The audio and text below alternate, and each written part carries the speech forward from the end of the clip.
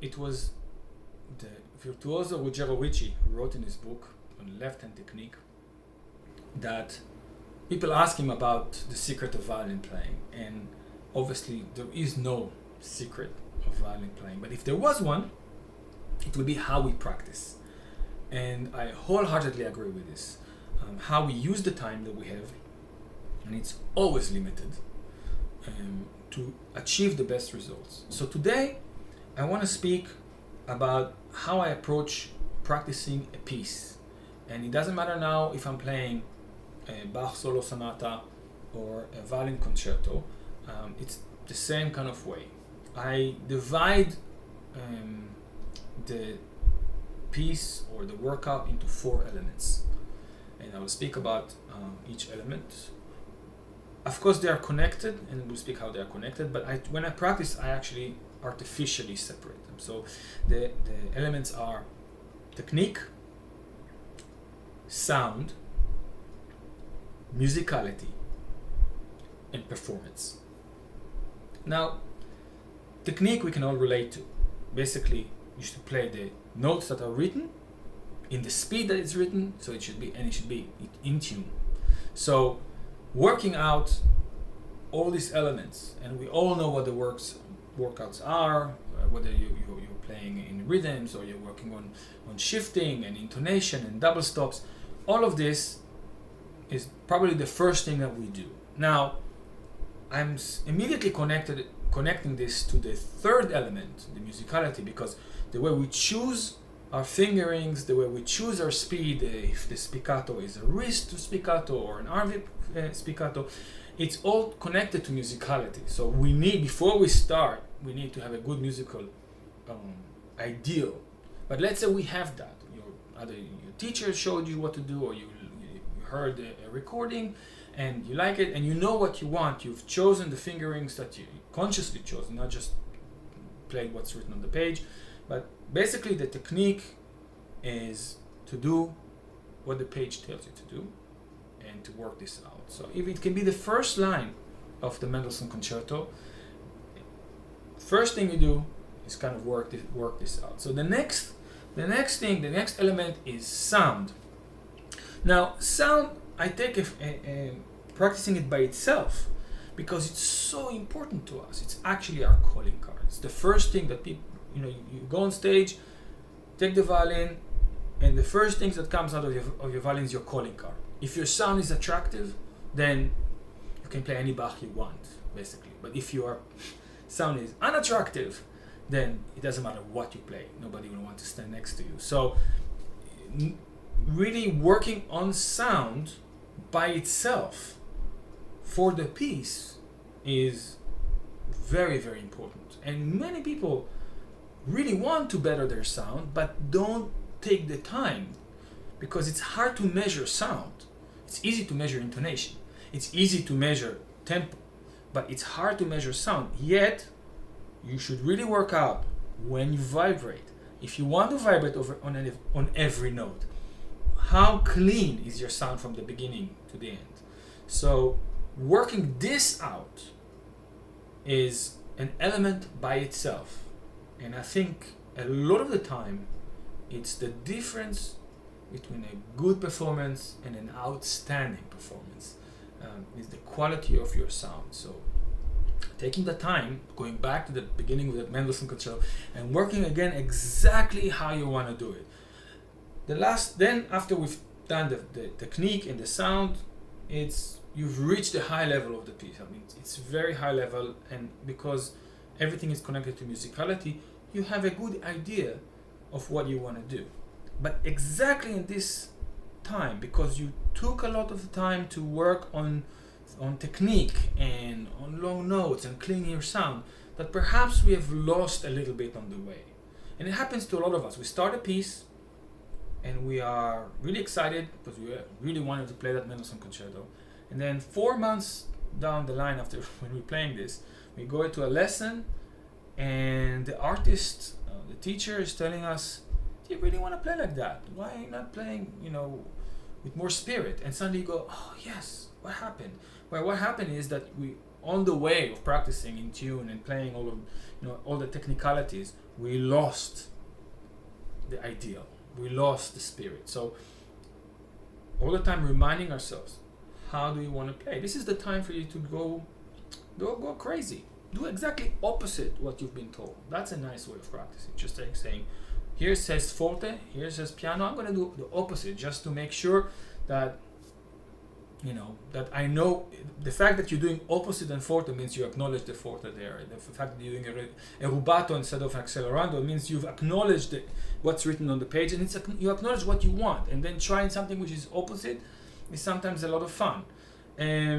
Also, this is the time when you should go and listen to different people playing online. My God, it's all free, it's all there.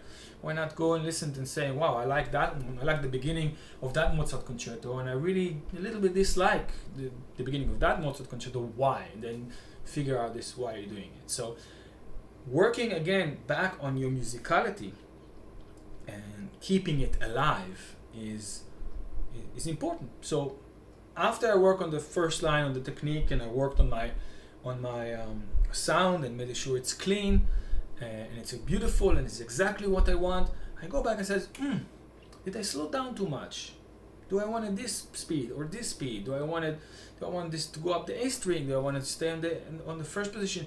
Doesn't really matter. You need to actually take time and chew through that. Now, the last bit is performance, and it is as important, the last element, as the other three, because a lot of us fall into the wrong assumption that if we practice very good in the room, if we do this where we work diligently and we reach a high level, then we're going, we walk on stage and we will be in this level. I mean, this is our cause and effect. We practice well, we reach a high level, go in front of 2,000 people or 200 people or 20 people, doesn't really matter. And this is what's going to happen. Well, no. Because we get nervous, all of us get nervous. And sometimes our mindset is not ready for performance. What do you mean? When we practice technique, what do? We play a note and we think, was that note in tune? Or when we practice sound, we play a sound, was that vibrato good? We all the time what we're doing is we're walking forward, but we're looking backwards. So all our energy is going back.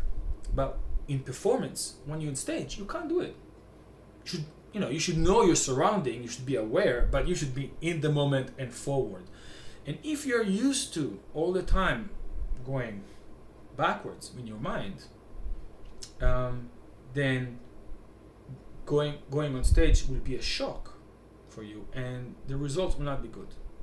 So taking the time and putting yourself in performance, meaning, first of all, if you need to play by heart, this is the time to make sure that you know that line, that first line you've worked on, that it's really by heart, that you really can see each note in front of your eyes as you play.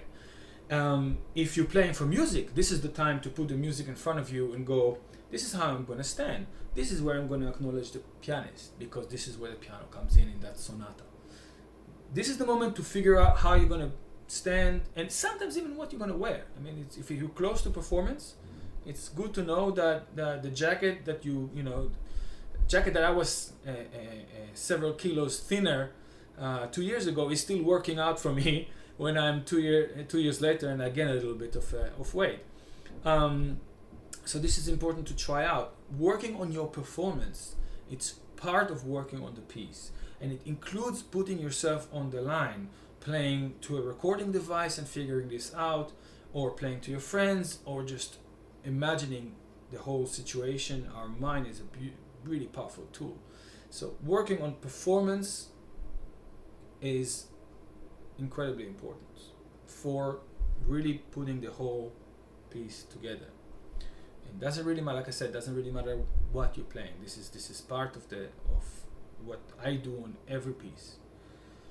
Of course, each element, there are a lot of technicalities in each element, or technique. Sometimes you need to work on running abo staccato, sometimes in technique, for example. Sometimes you need to work on good bow control in string crossing. It's a whole. I can't take it will take me several hours just to go through the whole thing, and this is not what this video is about. It's first of all to put your mind in the right mind frame of getting the 4 elements and practice them as you practice the piece. So if I take the first 2 lines of a Bach sonata, I will really go, okay, technique, go back, sound, go back, musicality, go back, performance, which means without already, I've probably practiced this 6 or 7 or 8 times already, because technique took me 3 or 4 times tries, and sound took me 5 or 6 times.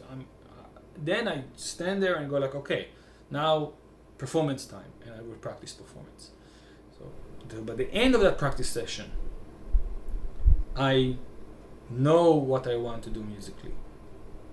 I don't go, because a lot of people start playing, 2 weeks of playing slowly, which is kind of like shooting yourself in the leg, because you're using different techniques when you play slow than when you play fast. I'm not saying you should play only fast. I'm just saying you should play slow and then reach the level of speed that you need, okay, or 80% of it if it's really, really difficult. But you need to reach the speed that you need to play on the first go, really. It doesn't have to be full performance, but you need to know exactly where you're going to be in the bow. You need to know exactly what's demanded of you. And by playing slowly for 2 weeks, you are not using the time that you have to the best of your ability. So I hope this all was clear, and I will bring some more videos out soon.